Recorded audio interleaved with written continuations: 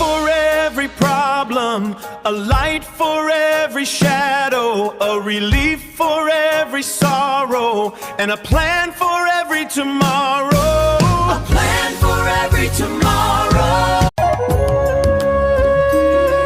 ભગવાન પાસે હંમેશા તમારા માટે કંઈક હોય છે, દરેક સમસ્યા માટે એક ચાવી, દરેક પડછાયા માટે એક પ્રકાશ, દરેક દુઃખ માટે રાહત અને દરેક भगवान के पास हमेशा आपके लिए कुछ न कुछ होता है, हर समस्या के लिए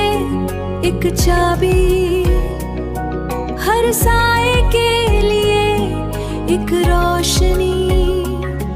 हर दुख के